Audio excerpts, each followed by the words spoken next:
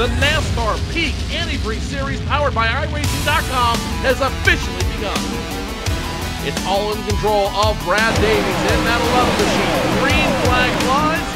He's damn near banged up though. Now the 93 is going to push the 4 to Brian Day all the way up the wall. 4 wide down the super stretch point in the turn. And now the 93, 39, the 3 machine goes around. Big trouble in the back. It's going to race for the win up front. Look behind him. They're 3 and 4 wide, trying to make a push to the front as the field gains speed in turn number 1. Kenny Humphrey, if he can rip it back to the start-finish line, will win here at Daytona. 7 laps to go. Oh, As you love it. Here we go. You love it. The 0-1 gets around. The 5 gets around. Big jump.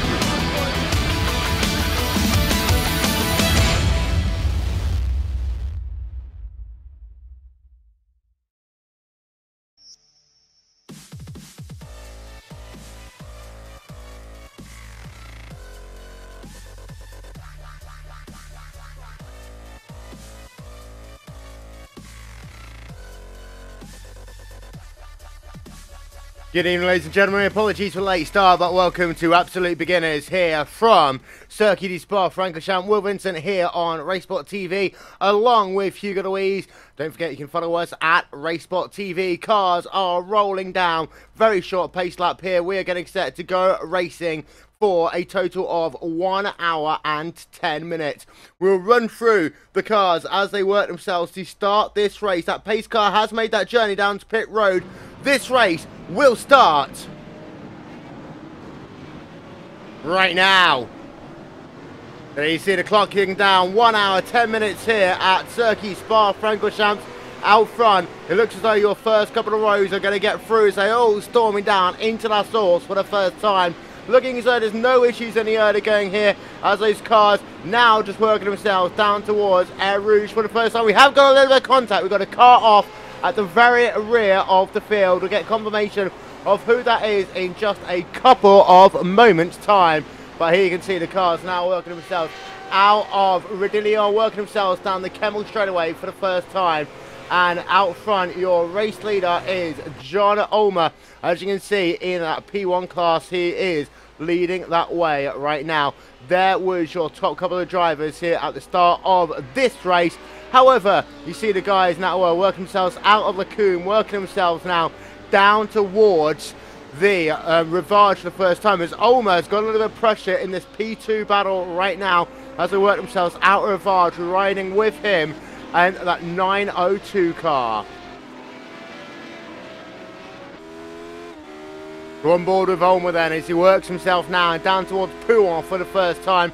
He is leading, but behind him, Liam Quinn has got himself a good battle. As there you can see, Liam Quinn running himself in that second position. Has got very close contact, however, close battle even, with Ryan Crofton, who runs himself right now in the third position. Here's your P1 race leader, Liam Quinn. As you can see, he's got himself Crofton literally just a couple of tenths of a second back. So they work themselves out of the Fungi chicane and down towards Stavelot. Out of Stavelot 1, down in Stavelot 2 for the first time. They're now going to be flat out all the way down to the through Blanchimont, then down into Bostop chicane as we ride along board right now with Ryan Crofton in P2 in that P1 class.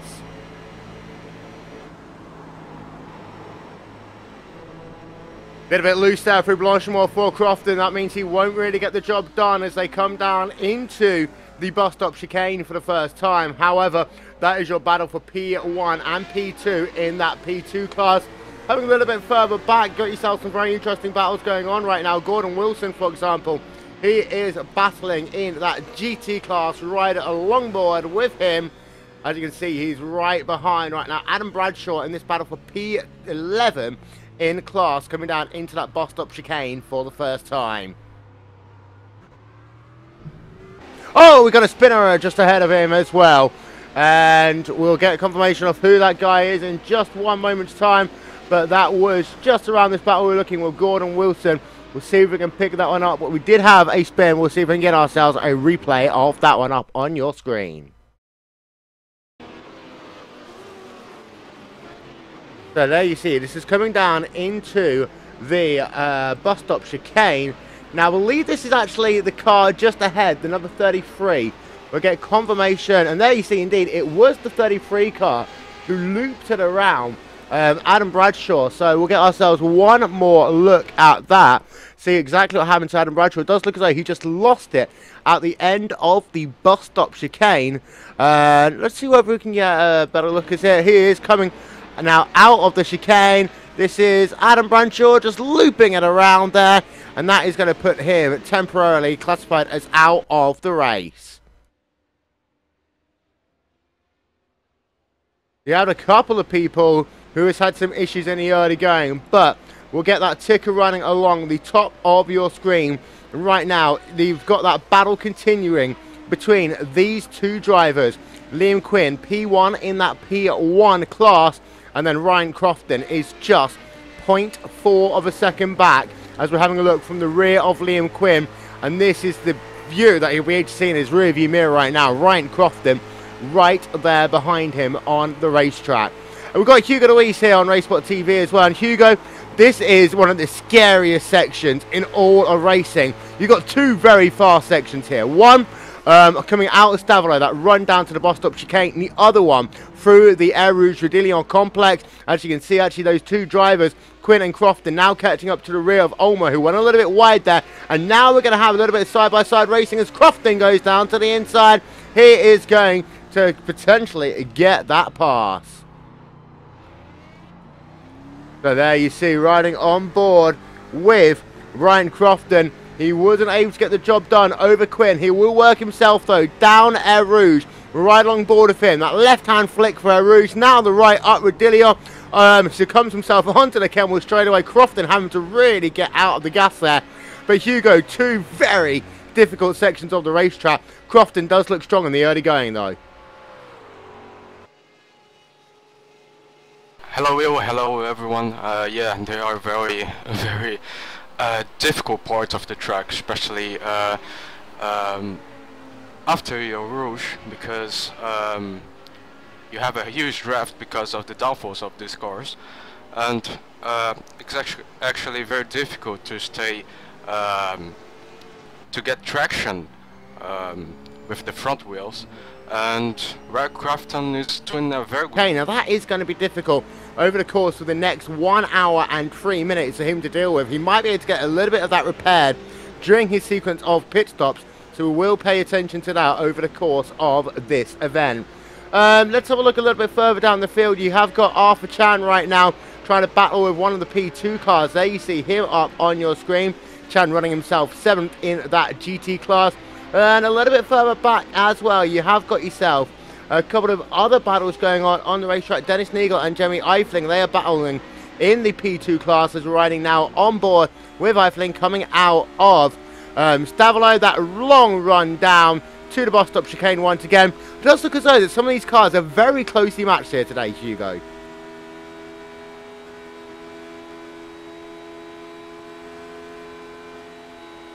Unfortunately, we have just lost Hugo Luis. We'll try and get him back as soon as we can. But Eifling is still running in that 5th position. There's a guy he's chasing, and that is Dennis Neagle even. And that time by, Eifling did gain quite a bit of time, as we'll have a look now from the rear. And there you can see just how close that gap is. And here comes Eifling getting 3 wide down into La Source. Of course, we saw this in the Eisen.com World Championship Series event, and it didn't work there. It did work here today, however, and that was an absolutely barnstorming 3 wide pass as they worked themselves down. We'll get a replay of that. This is working themselves down to that front straightaway. So there you see Neagle, and then you see on the right-hand side, just 2 wide racing. Neagle was not able to keep that position. He loses out there to Jeremy Eifling.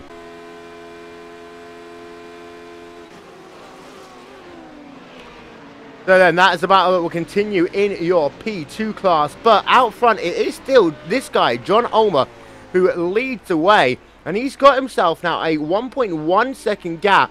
We'll have a look from the rear of him over this Liam Quinn, Ryan Crofton battle. By the way, Liam Quinn has been able to get himself now about a 1.2 second gap over Ryan Crofton in this battle for the P1 race lead, but John Ulmer is leading the way in this P2 class right now, leading overall as well.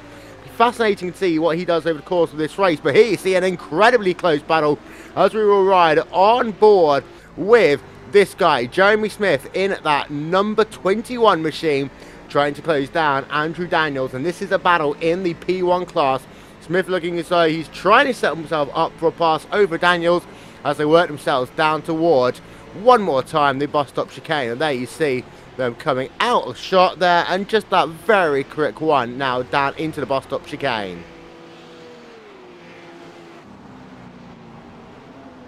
They will continue along the way, but it does look how close these battles are, and I do actually think that it could be a chance to try and make a move down into La Source. Will he try and dart to the right hand side, Jeremy Smith? The answer to that one is going to be no. But what you've got to do now is really keep a good momentum out this corner. You can see just how close they are as they work themselves now down towards Air Rouge once again. That left hand flick, then working themselves up the hill. Hugo, if we can get you back, this is that perfect time to try and make a pass. That dirty air, though, did catch out Jeremy Smith. Yeah, if he wants to be able to make the pass, he needs to be way closer into the corner number 1, so he can be able to complete the pass on this breaking point. But he's still too far. He needs to work in. He needs to work that way to try to close a lot more the gap. So having a look now from the rear of Andrew Daniels, they work themselves back down towards Rivage once again. For those of you just joining us, welcome to Absolute Beginners here from Circuit du Spa-Francorchamps. This race is brought to you by the Autobahn Motocross Group in Fort Worth in Texas, as it is still John Ulmer who continues to lead the way out front overall, and of course is leading the way in that P2 class. Let's have a look a bit further down the field, because you have got right now some multi-class battles going on, as that is some GT cars getting themselves past a slower car in the P2. But this is a very close battle we've got right now between the number 32 car. So we've got a rider on board from the rear of him. Actually, we'll have a look there. There you see Carl Petson in the 314 car. He is trying right now to defend from Marcus Kramer, who runs himself in that number 32 machine, as they're working themselves out of, I believe that is Poole, back down towards the Fungi chicane once again. And these guys in that GT battle are having a close run of it right now. There you see Kramer's right along board with him, and this is the gap just ahead of him, actually.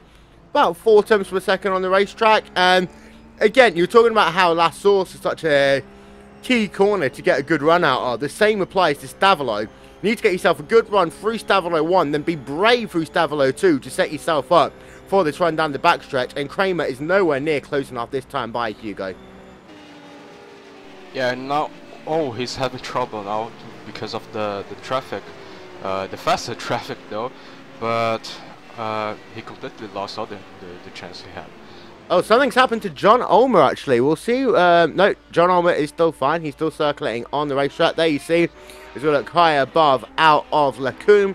This is Ulmer in the 902 car, still leading the way in that P2 class and still leading the way overall. And there you see the gap to your P1 race leader, Liam Quinn, in that number 44 car. There you see Ryan Crofton in second in the P1 class. And you'll just see coming through the backdrop any moment now. Oh, just spun. Yes, and that is John Ulmer. There you see him. So we'll get ourselves a replay of that, because John Ulmer from the overall race lead has lost it on that left-hand corner. It doesn't actually have a name between Rivage and Poole. We'll have a look on board with Ulmer, and that car was loose all the way through the centre of the corner. Just looks to say there's no traction there at all, Hugo. We'll get ourselves another look at that. That is pretty much John Ulmer's day going to be done. Just after you say it. Wow. Let's have a look then. With John Ulmer, this is coming out of Rivage. This is going to be that left-hand flick. That car was loose all the way through the centre of that corner. And there you see John Ulmer really having to now get himself back out onto the racetrack. But a difficult time for John Ulmer. He does still have the P2 race lead. but you can see some definite damage to that car. We'll zoom in on him. The rear wing really has got some damage, as you see him just working now through Pool. We'll cut back to live coverage here, but John Ulmer, what a disaster for him. He's dropped back now about 3 seconds behind this lead group, as there you see him coming under a little bit more pressure from some P1 traffic, and Ulmer's onto pit road. So pit road speed here is 37 miles an hour. And you can see Ulmer now bringing that car. This will give the race lead away.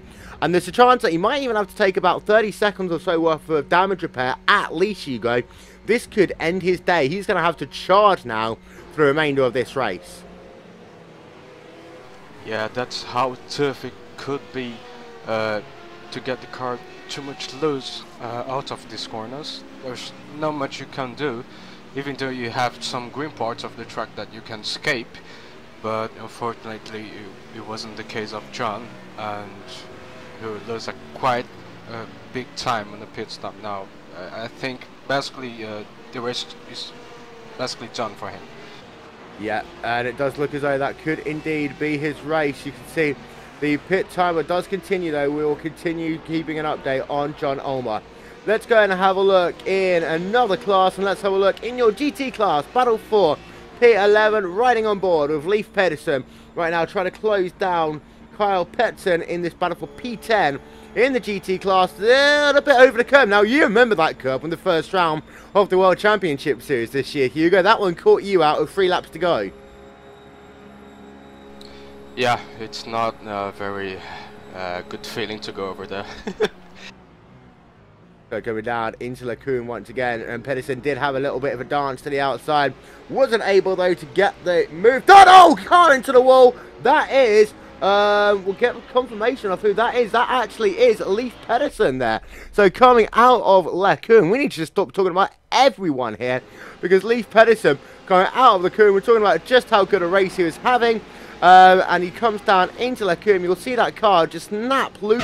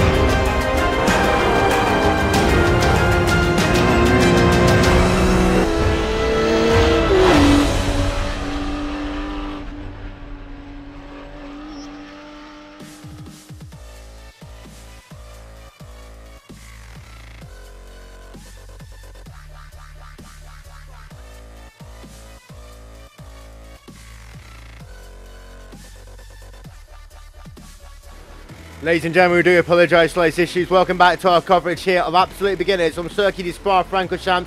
Liam Quinn is your leader here on RaceSpotTV. And once again, we do apologise for those issues which cut out a little bit of our coverage there. We will, however, get back to the action.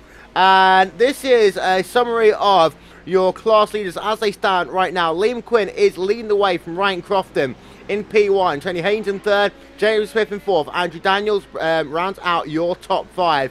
Then in P2 is Adam Bradshaw from Jeremy Eifling and Dennis Neagle, Robert Grant, John Ulmer, your top 5 in that class. Of course, Ulmer had those issues a little bit early on. Just 3 cars right now running in that P2.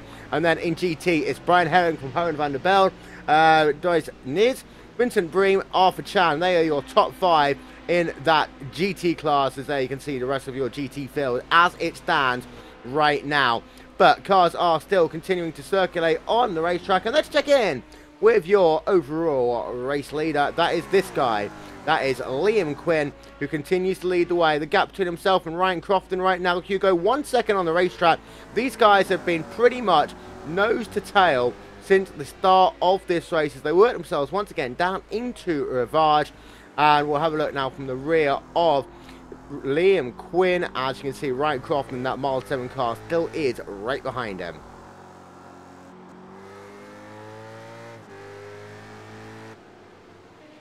Going to work themselves down towards Pouant once again.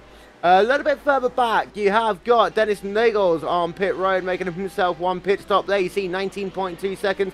He is out and away. You got Leif Pedersen, of course. He had those issues a little bit earlier on. And then you've also got Gordon Wilson currently scored on pit road, getting himself some repairs to his race car. Hopefully he will be back out on the track before too long. It's Hohen van der Belde having a spin there. This is, I think, the same corner that we saw a little bit earlier on with one of our drivers having a spin. Let's have a look at this.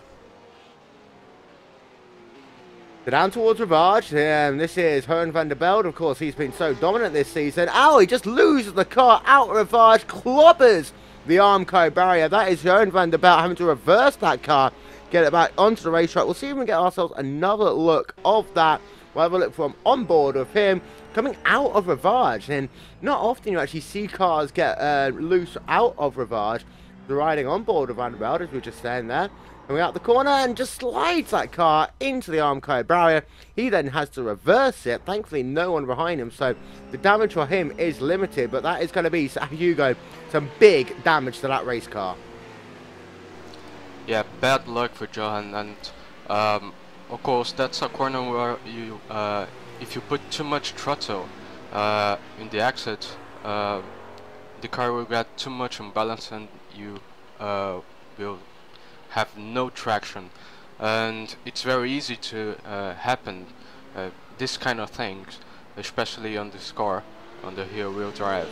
But very tough luck for him, and I really hope he'll be able to be back with a normal pace in the rest of the race.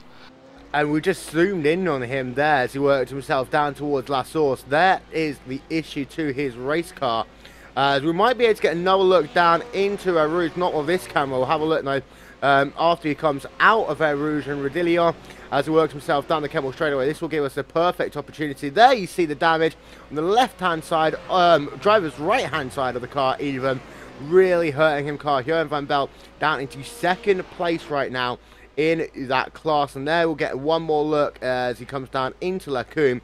There's a lot of right side damage and frontal damage to that number 18 car, and now he's actually got one of the Harley Davidson teammates of his right behind as they work himself now out of Lacombe once again. So that's his teammate just going past him. Your battle with Liam Quinn, something has happened. Liam Quinn looking as though he might have lost the lead actually. Yeah, indeed, Ryan Crofton is now your new race leader. So Liam Quinn now leads away. Ryan Crofton leads away. There we see. We're riding on board now with Liam Quinn. He has lost a position in this race. We'll see whether we'll be able to get a replay of that up on your screen. We'll have to have a look to see whether this will put us into the right place. But no, by this point, Liam Quinn had already lost the lead, so we'll flick our cameras back one more time, try and figure out exactly what happened to Liam Quinn, because of course he was leading the race. Now this is him in the race lead coming out of La Source. He's working himself fine right now. We'll have a look from the rear of him. So they'll come down into Air Rouge. So at this point you see Liam Quinn still has the race lead when they'll come out of Air Rouge, but now you can see that this is a perfect run that time, Hugo, for Ryan Crofton. He looks to the outside through the Kemmel straightaway. They are too wide, working themselves down towards Lacombe. And we do know it can be possible to pass on the outside down into Lacombe. Does look as though that number 10 car just had such a great run. Slid it to the outside. Next turn's a left-hander. They remain too wide, actually, out of Lacombe. But then that number 10 car just drove around on the outside. And actually, part of it for Quinn was a slower GT car was off track there. And that just kind of hurt his momentum a little bit. Yeah, but Crafton did a perfect job out there. He was close enough and basically did the homework. Very good.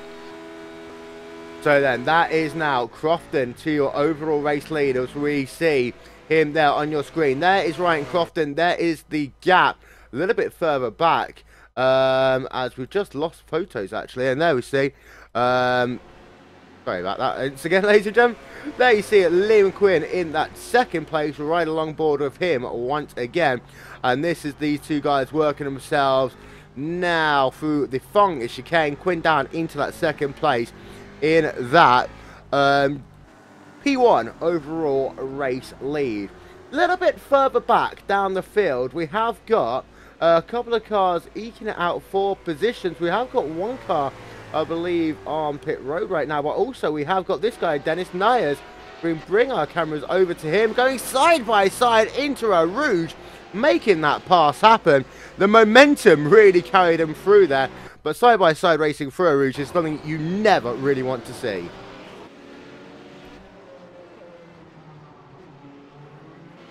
So here you see then Dan Curran in that 10 car. He just literally slots that car down to the inside and gets that job done. Unbelievable by him. As we ride on board once again with Darren Curran, we'll get ourselves another look of this from on board, because this is going to be some truly fascinating stuff. So coming out of La Source, you can see that that car just didn't get the pull coming down the hill, and now you'll see on the left hand side there, you'll see car just breezing past coming down into our Rouge. Darren Curran losing a position. We've got to be thankful in some ways they didn't actually go too wide into our Rouge there, Hugo, because we saw what happened to Gregor Hooter in the World Championship race.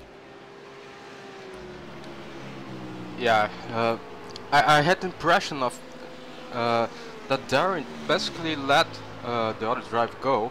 I don't believe the difference between both cars' engine is that much. I am looking at the speed right now. In the end of the straight, you have 245 for Nice. And then for Darren, you have 246. So I think Darren thought that, well, I want to do my race, I don't want to be disturbed much, and I will let him pass. And we're having a look right now at Jeremy Smith running P4 in that P1 class. He has got Brian Herring though. And there we see Herring in GT World leading the way in that GT class. We'll have a look from the rear of him. And we talked earlier on about how the fact that it was actually a P2 car leading the race. That no longer happened, as we talked about the driver and then he crashed. But Brian Herring is leading the GT field right now. Got himself a gap, a big gap actually, to P2 in the GT class. And actually when you look at it, he's only 31 seconds even behind the overall race lead, and Brian Herring doing a great job in that number 9 GT car.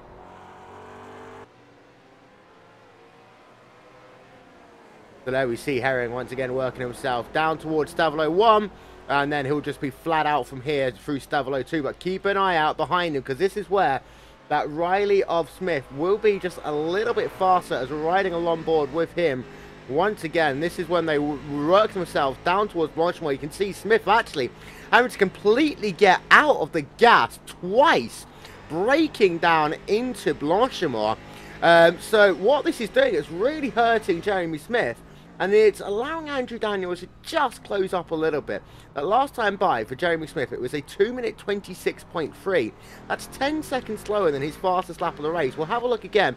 They come past the start-finish line. It's a 2:18.8 that last time by for Jeremy Smith, 2 seconds slower than his overall pace. Now, if you think for Smith, this will be his best opportunity after they come up the hill, Hugo, but he's got to time it perfectly. If he has to get out of the gas for the centre of Air Rouge, then that really could hurt his runs. Try and make that pass before they get to Lacoon. Yeah, the faster driver needs to know where he needs to pass, because of course if he tries to pass in an impossible way, he will lose a lot of time, but he's still lifting off. Yeah, and whether or not he's trying to save a bit of fuel or something in that car. Interesting there for Swift, he doesn't actually want to pass that GT traffic. Interesting stuff for him. As we, I've never seen this. I've never seen this either. This is moderately crazy right now. Andrew Daniels, by the way, we're checking in on him. He's running P5 in the P1 class, as we've got, I believe, one car. Yeah, we might have actually just had a moment down at the bus stop chicane. There is one of your drivers, Marcus Kramer. See if we get ourselves a replay of that, because we saw on our timing and scoring 2 drivers very slow through that. So we'll have a look at the Angry Mouse car of Marcus Kramer. There you see him on your screen coming down. Oh, contact with one of the P2 cars, and then another contact, the number 12 car just running into him. So for Marcus Kramer, he tried to slow to avoid the incident. We'll have a look on board with him. We'll see whether or not we can get another look at that. It doesn't look as though we are going to be able to. Yes, we are. Here we see Kramer coming down into the bus stop chicane. You can see the P2 car just spinning ahead of him. That is that doubles O car of Eifling. Of course, he's been in the walls already. And then there you see the number 12 car as well, just coming in with a bit of a hot head of steam, and nothing really that anyone could have done about that, which is kind of upsetting. But that number 12 car of Dennis Noyers, we'll have one more look from him. This is him coming down in towards the bus stop chicane, and then you'll see him literally having to screech to a halt, and there's nothing that Noyers could have done there at all, because he's still coming into the bus stop at about 35-40 miles an hour, Hugo, and to slow it down to 0, those last 20-30 miles an hour is when those tyres really do lock up in these GT cars. Yeah, nothing, none of these drivers could do anything. It was all about luck, and they were lucky enough to not having any kind of big damage on their cars. Luckily they were able to park their cars, make some kind of car park in the bus stop, and literally a bus stop at the bus stop. Yeah, exactly. As we're having a look, actually, at Jimmy Eifling, he was the car in that 00 car who did lose it down at the bus stop chicane, and who actually, once again, that 32 car is going to be right behind them as they work themselves down to the bus stop once again. So that 32 car is going to have to be hoping that it's not going to be the case of 2 in a row, and a very wide line actually through first part of Blanchimont for that 00 car of Eifling, who has got damage to the right hand side of his car. Now that was caused because of that contact, and 2 wide racing right behind them as well on the racetrack. This is Kramer and Darren Crewin battling for positions. We're going to ride along board now with Darren Crewin, as into pit road will come Marcus Kramer. The Kramer potentially with a little bit of damage from that previous incident. We'll try and get our cameras on to have a look to see where Kramer is. There we can see him, but he's going to get himself 4 fresh tyres. He might have a little bit of damage to repair on that car as well, Hugo, because it does look as though he did get himself a pretty hard lick there. He's going to get himself 4 fresh tyres, top up some fuel as well. A couple of guys with some substantial damage on the racetrack. So that number 32 is making his first pit stop of the day. Of course, we are now halfway into this race. That pit window is generally open for most of these guys right now. Just a point that I want to say is that Marcus Kramer actually lost maybe 5 seconds in the pit entry, because he actually turned on his pit limiter in, well, way before the entry comes. I don't know if you can put that on the replay, but he was on 60 kilometers per hour just when he turned it into the pit entry, not after the cones. We'll have a look. We'll see if we can get a look at this. So this is Marcus Kramer. We are actually going to have a look a little bit at this battle. So actually we'll ride on board with him. And this is working himself down towards Blanchimont. So keep an eye out. We'll get our tachometer up. I don't know if this is actually going to be accurate to now, but we'll have a look coming down towards the bus stop chicane. And indeed, no, this clearly isn't the right speedometer count for him. But listen out to this.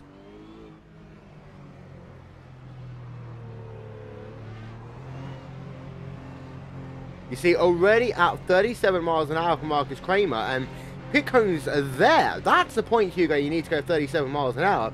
It was about a light year early for Marcus Kramer.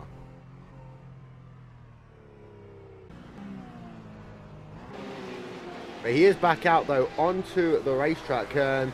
Eifling is now battling with Burt Burns in the battle for P2 in the P2 class, by the looks of it. We have got a couple of other battles which are developing on the racetrack. This is one of them, as Eifling going off again. Now he's actually going to come onto pit road. That's a moderately unconventional pit road entry that I think we saw there. As we're going to have a look now at the mild 7 car right along board with Robin Rosenbinge as he comes down in towards Lacoon once again. And he right now is closing down Carl Petson. Just about 0.7 of a second separating these two drivers. We'll get a look from our aerial coverage here at Circuit Spa-Francorchamps. There you can see the gap. So just worked himself now behind the trees. But about a 0.7, 0.8 gap on the racetrack between these two as they continue their battle for P6 in the GT class as it stands right now. Kimi Eifling, we've talked about him coming onto pit road. There you see him bringing his car very slowly onto pit road. Is he out of fuel? Or is he just going very slowly? No, he's not out of fuel, because clearly he's just coming back out onto the racetrack. I think he was just doing some in-car adjustments there. But he was very slow coming out of pit road, back onto the racetrack. He will come.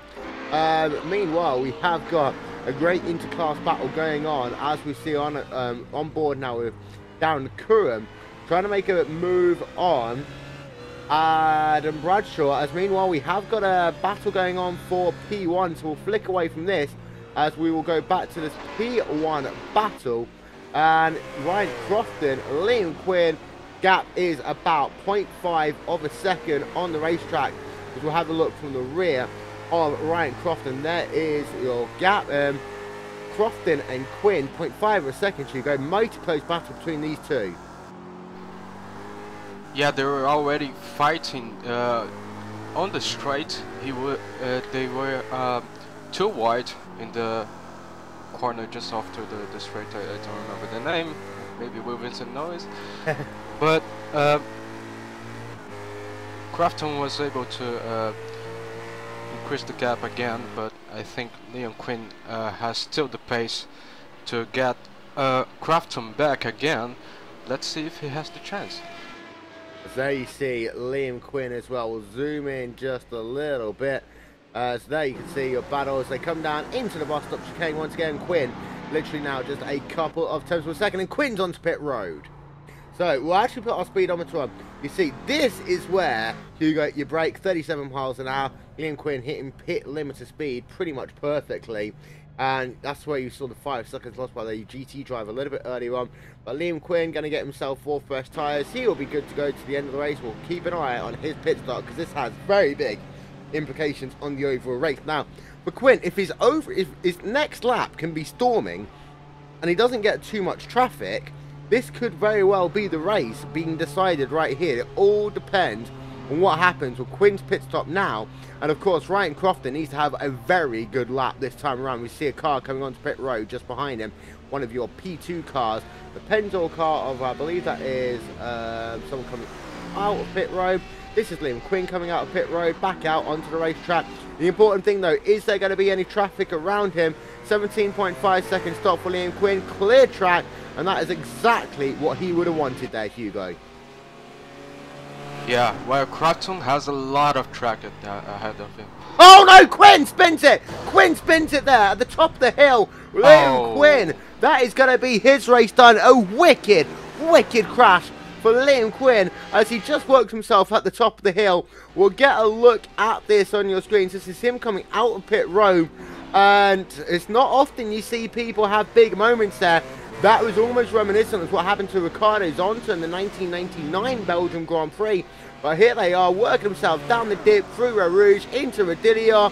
And you'll see now just that car just losing it. I think that might have been over that curb. We'll have to get ourselves another look of that. But that was a hard, hard lick of the wall.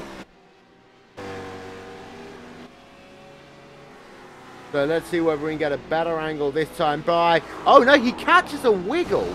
Not sure if he caught the white line there. We'll see if we can get the super slow-mo cam up on this one to see whether we can get a better angle. But this is working himself into Eau Rouge, and now we'll see whether we can zoom this one in to see exactly what happens to him. No, he doesn't even catch a white line there, Hugo. He literally does lose it all by himself. There is our RaceSpotTV X-Low cam just clobbering the wall there. And that is pretty much now his race going to be done. Crazy stuff. Yeah, what a tough moment for Liam Quinn. Probably because of the cold tires, but let's hope he can fix the car again and at least get some important points for the championship. Crafton on the pits. Yep. So there you can see Ryan Crofton is on pit road. There you see the pit time, 12 seconds, a little bit more coming up for him right now as he will come back out onto racetrack. 17.7 stop.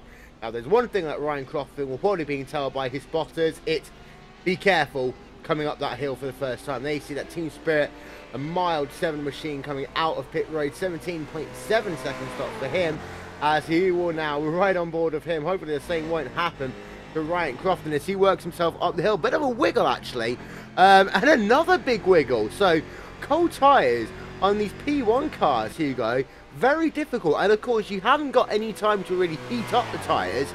Come out of pit road, you're into the fastest corner, the biggest load on the cars that we have pretty much on the entire iRacing surface. Yeah, I have to admit that I've never seen so much big wiggles before today. That's very surprising for me. Maybe because I'm not very experienced on watching races with these cars here, but very tough moment for the drivers. Yeah, as you see, Crofton, he did have a couple of additional wiggles, keeping an eye out on his speed as well. Work with him on board through Poor. Now, by this point, because this lap is so long, by this point, there's a big wiggle again for Crofton through the second part of Poor. So he worked himself down to the flanking chicane. I would normally say that by this point, with so many high-speed corners, these tyres are normally warmed up. This isn't the case, though. For Ryan Crofton, he has got himself still the overall race lead, as we have got other drivers having made pit stops. Tony Hayes, for example, has made himself a pit stop. It's 18 seconds for him. Just having a look down the order, a couple of other people have made pit stops. Jeremy Smith, for example, has made his. Andrew Daniels, Dennis Nayers have all made their pit stop. A couple more we will expect to be on pit road in the next couple of laps or so. Once things settle down, we will run through your top 5 in each of the classes. But there is your overall race leader. It is Ryan Crofton. He's had himself a crazy lap or so, but now those tyres will be warmed up, and now this second lap will be the one really where he'll try and get himself an advantage. To give you an update, by the way, what happened to Liam Quinn? Well, he's kind of on pit road. You see there behind the pit wall. We'll see if we can get a bit of a zoom in. You see William Quinn even is on pit road, and this is going to be a very long stop. 2 minutes already, this stop for Liam Quinn. He's already down to P6 in the P1 class, and that is not what he would have wanted to have. Arthur Chan bringing his car now onto pit road, and we're right on board of him as he comes down. 37 miles an hour for him. And he was running second in that GT class, and he's now just hoping that he can get himself a good pit stop as he continues to battle in that GT class. It does look like Brian Herring will have that one sorted out. So really, Arthur Chan is battling for second place overall in this class. As here he comes onto pit road, and pit timer is on.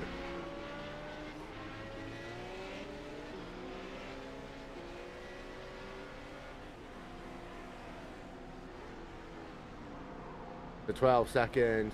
As I do actually believe that, yeah, that might actually have been Herring. Yeah, Herring, in fact, has made a pit stop. That was a long stop there for Herring, and this has actually allowed Arthur Chan to come out right behind him. There you can see Brian Herring. There you can see Arthur Chan right behind. This GT battle is now wide open, Hugo.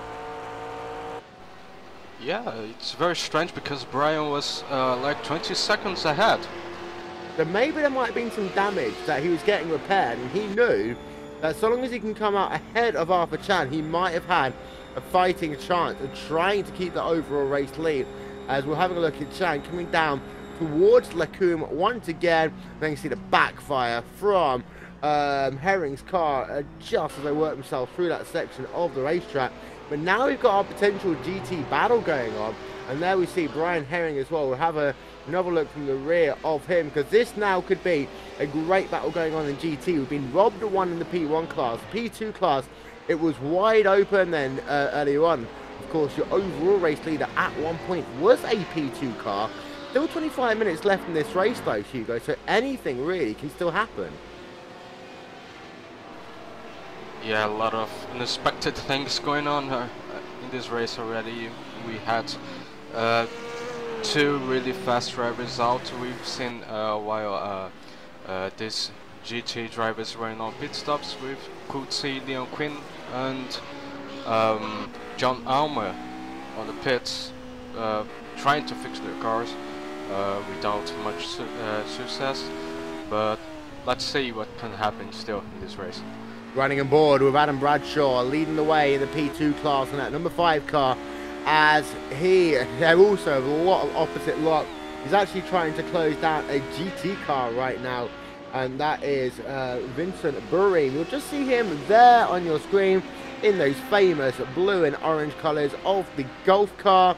Working themselves out of Blanchimont down towards the bus stop chicane once again.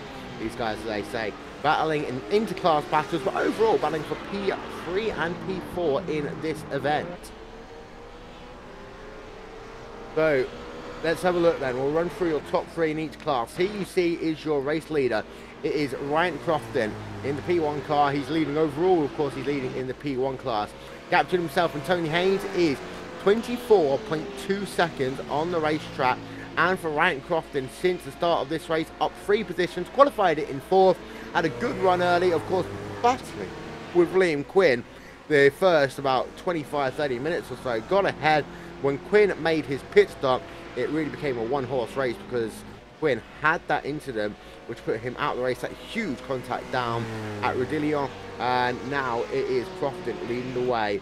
There you see Tony Hayes in the JFH Paint Services car in the 207 machine. He is leading the way in the he's second place in the P1 class in the 207 machine. Also up 3 spots since the start of this event, and right now he is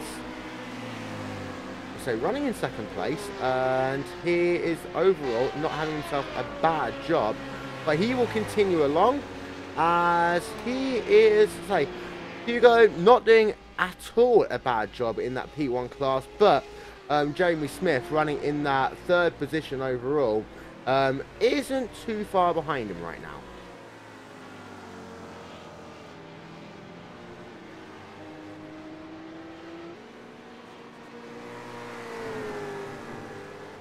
So there you see Jeremy Smith in the P1 class.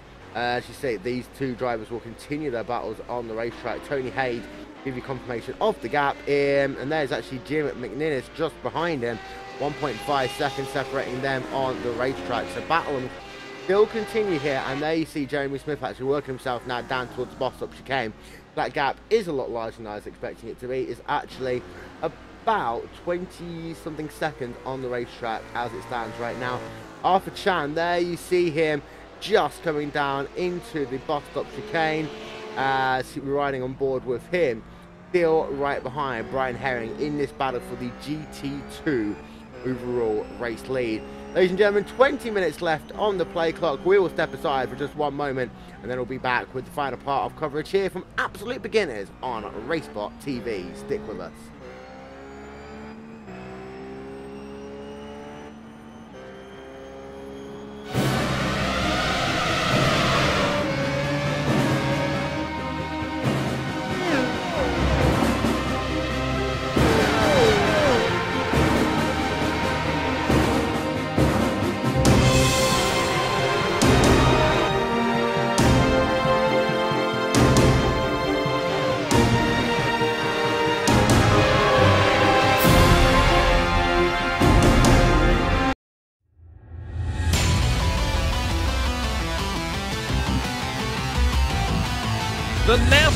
Geek Antifreeze series powered by iRacing.com has officially begun. It's all in control of Brad Davies in that 11 machine. Green flag flies. He's damn near banged up though. Now the 93 is going to push the 4 of Brian Day all the way up the wall. 4 wide down the super stretch point in the turn. And now the 93, 39, the 3 machine goes around. Big trouble in the back. It's the race to the win up front. Look behind him. They're 3 and 4 wide, trying to make a push to the front as the field gains speed in turn number 1. Kenny Humphrey, if he can rip it back to the start finish line, will win here at Daytona. 7 laps to go. Oh, As you Brad love it. Davies, here we go. You love it. The 1 gets around. The 5 gets around. Big jump.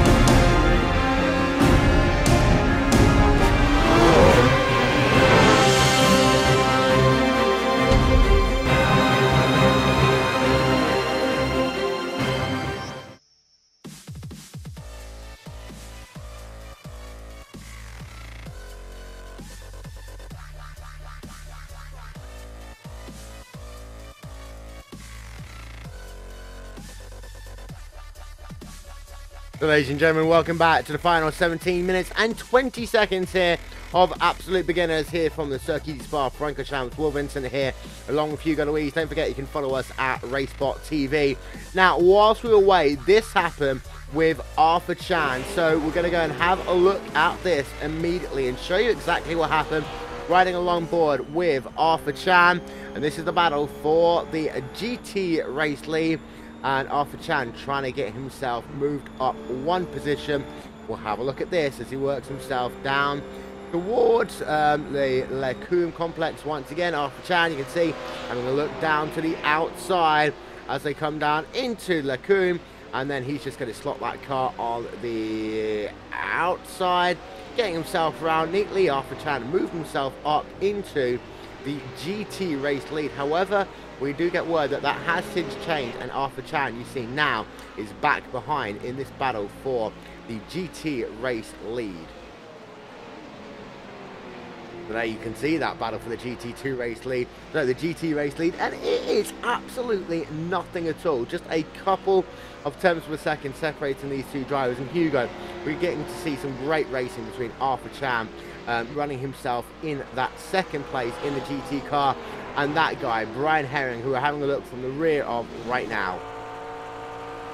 And could you imagine what's in mind of Brian Herring right now? Because he had 20 seconds lead on his class, and now he has right on his gearbox Arthur Chan wanting to pass him now or never. So he might be very nervous right now.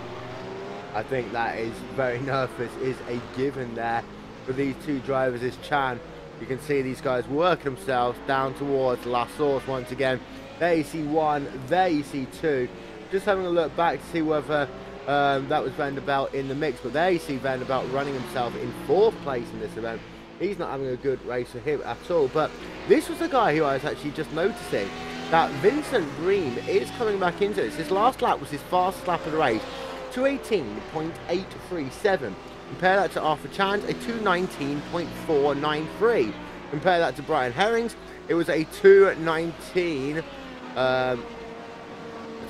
actually for Brian Herring, as these guys work themselves one more time down towards Lecum once again. So if Chan and Herring continue battling for position, Hugo, then we could have ourselves a 3-way battle for your GT race lead, and that could be absolutely fascinating stuff to have with just 14 minutes scored on the play clock. Oh, that could be awesome, and I have the impression that both drivers that are battling for the lead of GT class right now, they probably don't know that Vincent is so fast right now because of their battle. So this is gonna be awesome. And there you see confirmation there, your top two, and you'll keep an eye out, and there you can see is Vincent Bream running himself in 3rd place in that class in the Golf Machine. So he is definitely gaining on the 2 guys ahead of him, as there you see Vincent Bream, confirmation, running in 3rd place in that number 25 GT car. Chan and Baron continue their battle, however. Just having a little bit of a look down the field, Carl Petson. We'll see if we can get a look at him. In fact, yes, we will. We're right on board with Petson right now, banning a P2 driver right now. He runs 6th even in the GT class, and that is Dennis Neagle, who is battling with right now on the racetrack. And just behind him, actually, he's got Robin Rosenberger, who, as you see, Petson actually just going to the outside. That run down to Puon. Going to make that pass easy, but he's also got a little bit of P1 traffic right behind him right now. And this is actually for overall position in this event, as Arthur Chan, just keeping an eye out on this battle, as something happened to Brian Herring. Brian Herring has fallen back, Hugo. Yeah, he actually spun off burst stop. Yes, we'll get confirmation. We'll have a look at this. So Brian Herring, it did just come up on our timing and scoring. Brian Herring working himself down into towards the bus stop chicane. Let's figure out what happens to him on the exit of the corner. We've seen this so many times before. Such an easy place to do it with that 2-stage curbing.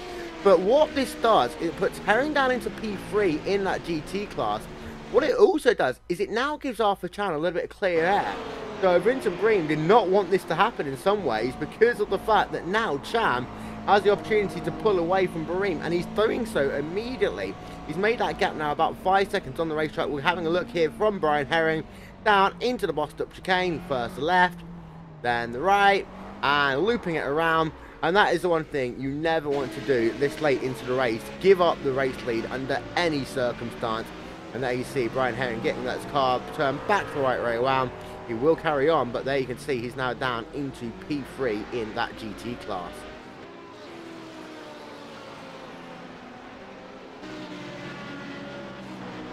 There's confirmation, Brian Herring down into P3. Ryan Crofton, though, continues to lead the way in the P1 class. As you see the gap there between Jeremy Smith and Michael Venetane, P3 and P5, it is close right now in that P1 battle. But Ryan Crofton does continue to lead the way, and he's now got himself a 27.5 second gap over Tony Hayes. Going to ride on board with Crofton for just a little bit, because in the mix of that GT battle, we had kind of forgotten the fact that Crofton has just driven away in this P1 field, Hugo. Yeah, and he's doing an awesome job and still being able to increase the gap incredibly each lap. He has been a second faster to Tony Hayes in the last lap, but Jeremy Smith was able to decrease the gap for Tony, but still there is around 10 seconds gap between P2 and P3. Just keeping an eye out on the Vincent Bream and Brian Herring battle, because you see that one isn't quite over yet. We're riding on board now with Brian Herring. He's 1.2 seconds back from Vincent Bream. Bream actually did close up to the rear of Arthur Chan just a little bit like last time by, and just having a look at the lap times, revving all over the curb there through Rodillion. I'm not sure if he's going to get himself a slowdown penalty for that, but it was mighty close for him. And as I was saying, for Bream last time by a 118.9, 118.6 for Arthur Chan. We will have to keep an eye out on that battle, as we are now down 10 minutes. 1 hour of this race scored complete, 10 minutes to go.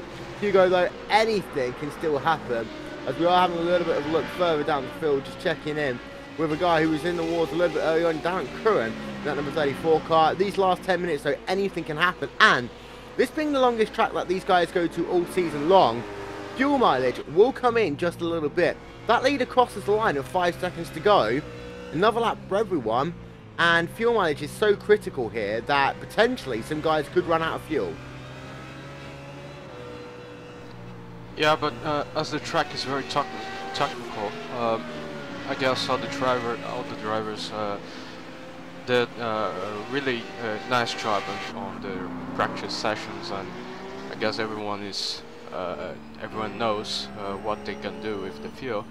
Of course, sometimes because of the traffic on all the different conditions we have in the race, some things can change, but I guess most of them won't have any problems with the field. On board with Darius. Oh, Crofton. Nice. Oh, Crofton. He had some wiggle on the sector 2. Yeah, but well, have a look, see if we can figure anything else that happened to him.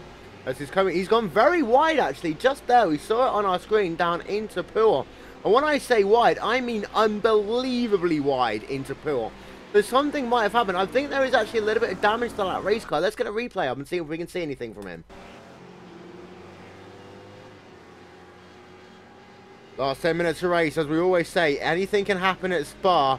This is having a look through Ravage then for Ryan Crofton. Does he have a moment? Yes, that was a huge wiggle for him there.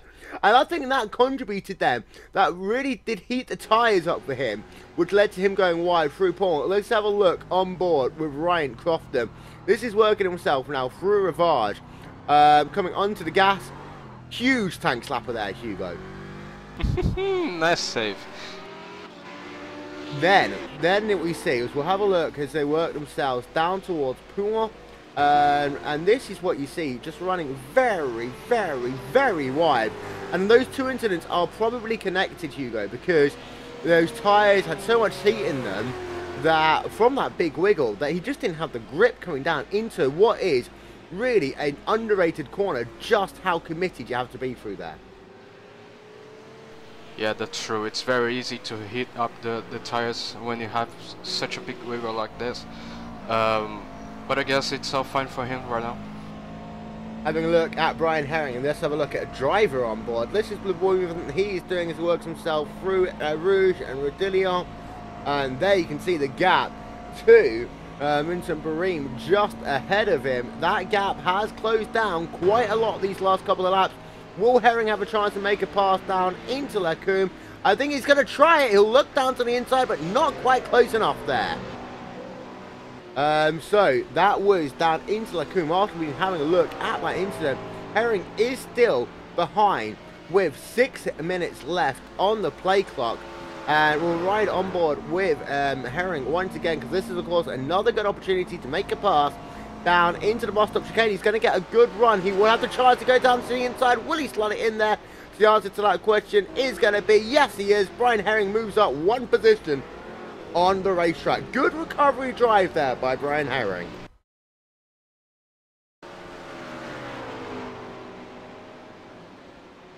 Let's get ourselves another look of that one then from Brian Herring. As you can see, camera just trying to adjust, coming down into the corner, too wide racing.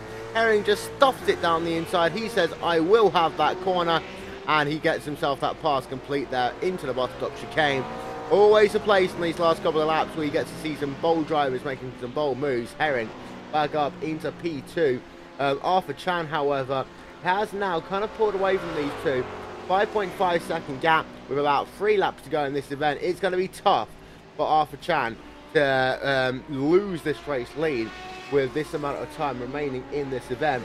A little bit further back, we talked about Johan van der Velde. Of course, he had issues earlier on in this event. He does continue to run P5 in the GT class, but he is about to be put 1 lap down to your race leader. A huge change of fortunes for Johan van der Velde, though, because he has been normally very good in this series, Hugo. Yeah, not a very good race for him, but as we've seen the other races, he's a very fast driver, and of course he knows that even though he's not in a so good race compared to the others, but still he needs to collect important points for the championship, and that's what he's doing. And there you can see, coming down into Lacombe, it will be any moment now your overall race leader putting Van Velde 1 lap down. 4 minutes 30 seconds left remaining on the play clock as we'll go back on board with Ryan Crofton, your overall race leader here in the P1 class, and also leading the way overall in this event. We have had a number of retirees. We'll run through them once this race has concluded, but right on board with Crofton. Of course, this way he went very wide a little bit earlier on down into Pouon. This is how you do it. Just use that curve on the exit just a little bit. Crofton, we do think, has got a little bit of damage to that race car. Going to try and set himself out to the outside down into the final chicane, and he makes that pass stick.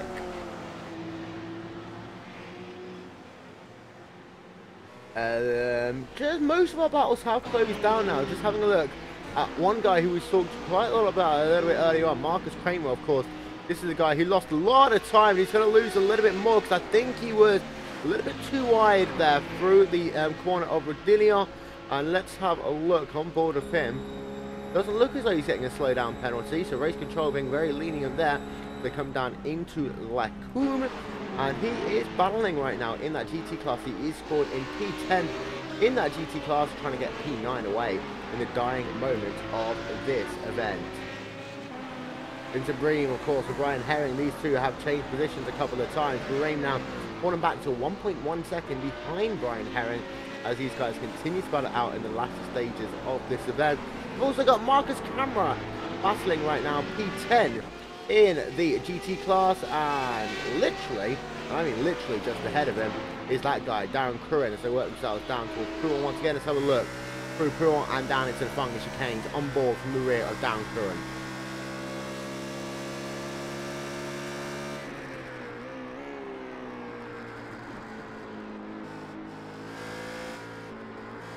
They say Curran is holding on for the last couple of laps of this event. Jimmy Eifling, of course, is a driver who's already had a moment with one of the two guys in this battle. Earlier on in this race, Kramer hit the side of Eifling's spinning car, and I'm sure that Kramer is just thinking, please Eifling, don't do it again into the boss stop. I've got a position to try and take away here. This is for P9, P10 is right on board with Kramer.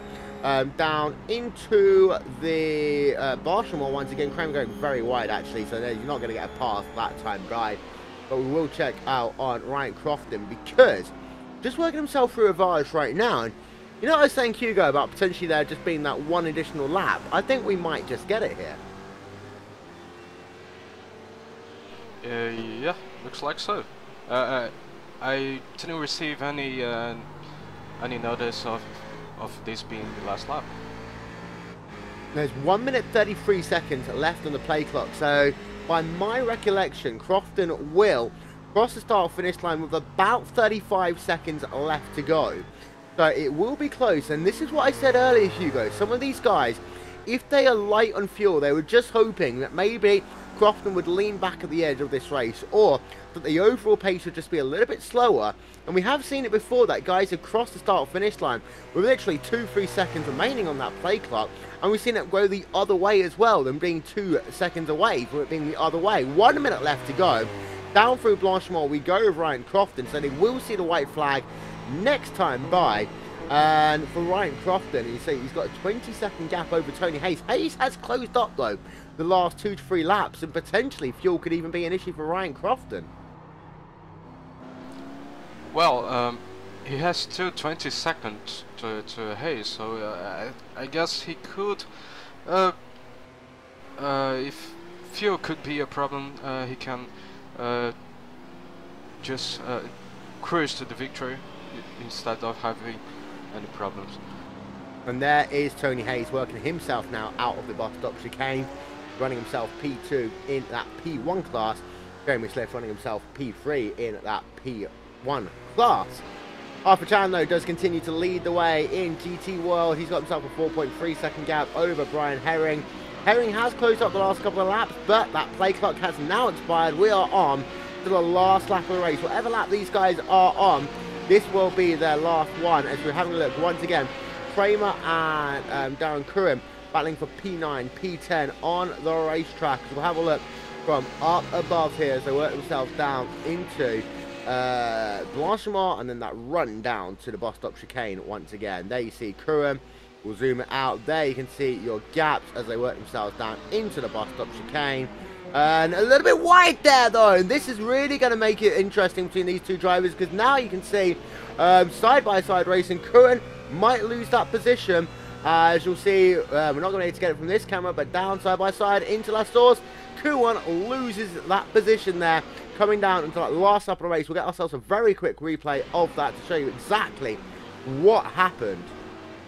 You see, loose on the exit of the corner. That allowed this side-by-side drag race between Kuon and also that number 34 car side-by-side, number 32 car on the outside, making that pass down into last source. And he gets himself up one position. We do need to turn our attention, though, back to Ryan Crofton, because he is working it down. Blanchimont for the final time.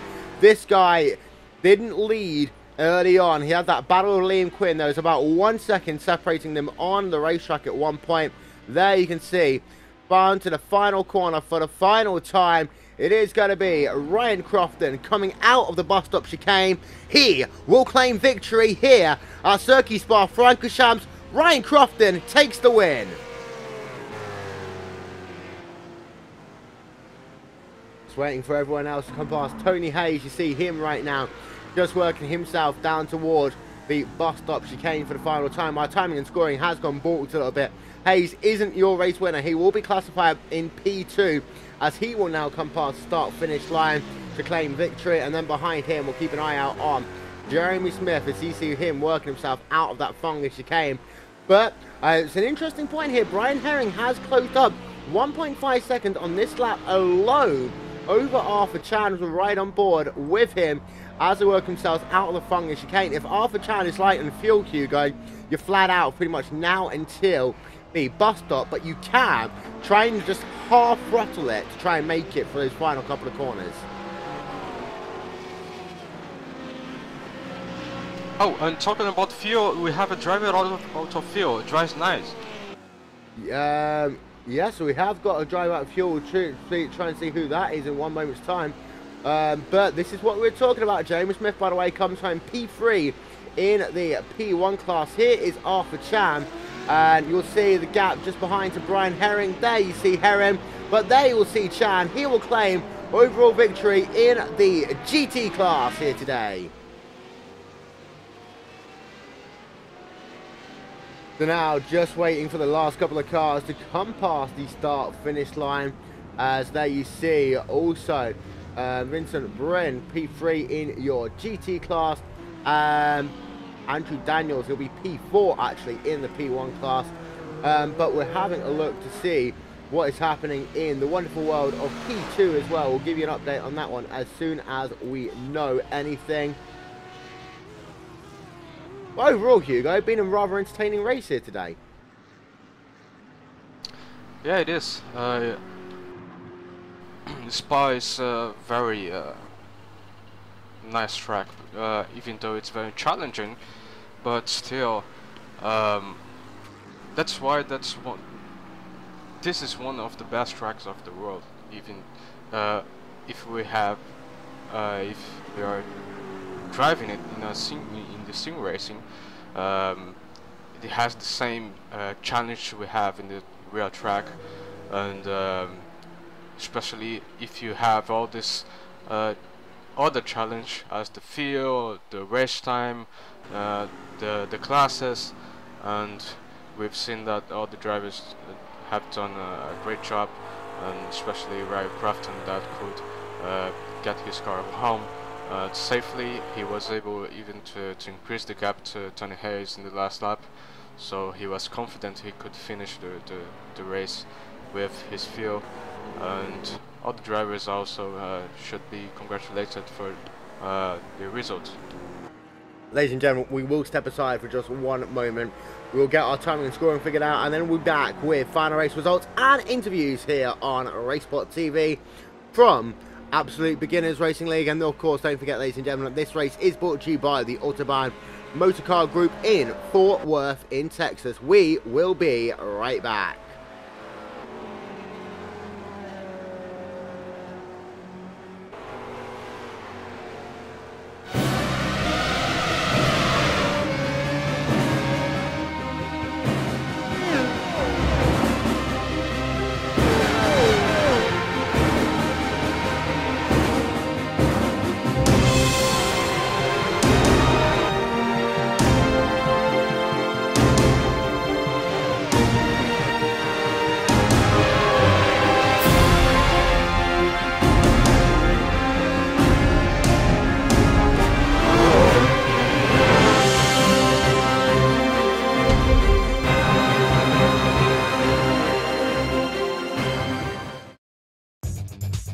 Simulated racing can be awesome, but it can also be kind of a free-for-all. Interestingly, auto racing faced the same problem in its earlier days. Whether it was on the back roads, the beaches, or the city streets, the racing was fun. But there was always a certain level of chaos and danger, until some folks came along and put some order to all of this. Stuff like official racetracks, regulations about weight and equipment, and enforcement of standards. That's what gave us high-speed excitement, fast-paced action, and photo finishes. That's when racing became racing. The guys over at iRacing.com have made the same transformation in the world of sim racing. Sure, they've got the most accurate tracks and realistic cars out there, but that's just the start. See, iRacing analyzes the performance and results of each driver in every race, so you can be sure you're always placed in races where the competition will be tight, and that those reckless drivers who ruin it for us all are kept in the pits. Not to mention that with over 45,000 active members already in their vast community, you can find races day and night, so you can always get in on the action. You can even join a league of your favorite series. And since updates are always automatic, you don't have to worry about software and can focus on the track. Zip up your fire suit and check out iRacing.com.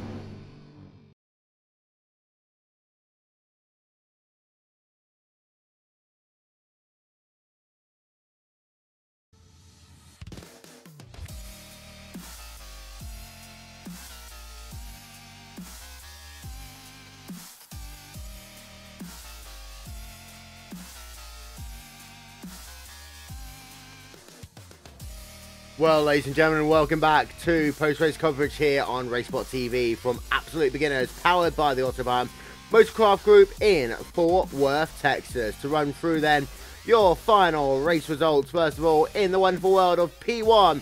Ryan Crofton taking victory from Tony Haynes, Jeremy Smith in third, Andrew Daniels in fourth, Michael Valentine in fifth, Liam Quinn, Brett Trosin and Philip Manowinski rounding out your P1 field.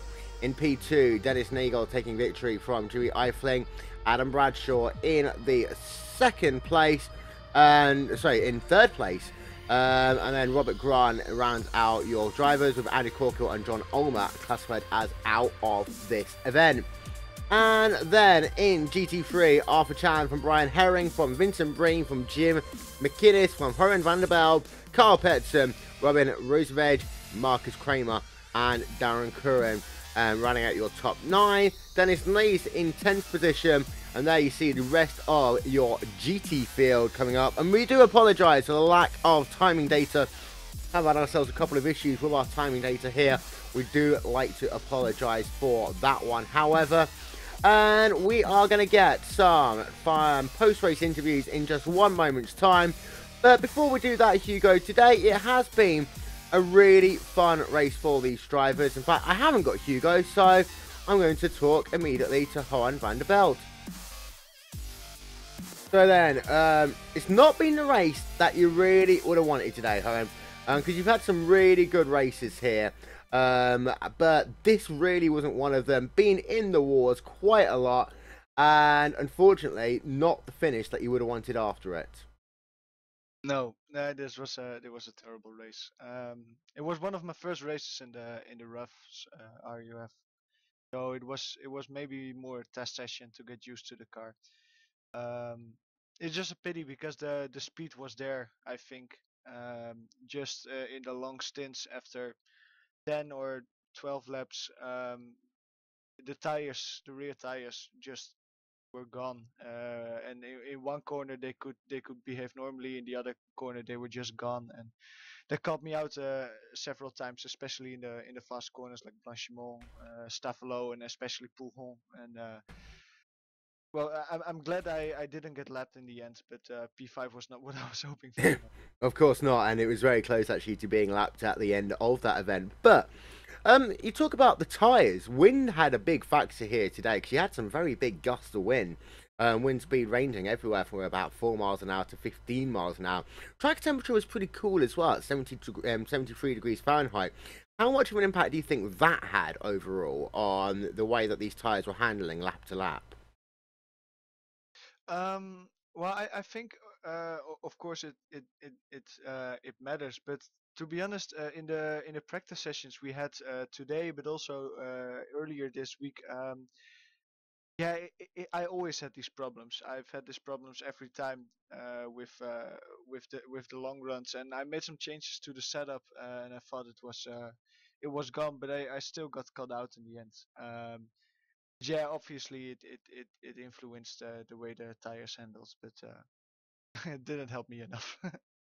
You talk about Spa, you talk about the rough being a big learning curve. Very quickly, take us through that incident you had on your car. I believe it was on the exit of Rivage, just looping it into that tyre barrier. And it seems to, I mean, that downhill hairpin at Rivage is always difficult, but just how hard was it to then get that car to handle after the incident? And take us through actually what happened on the incident itself.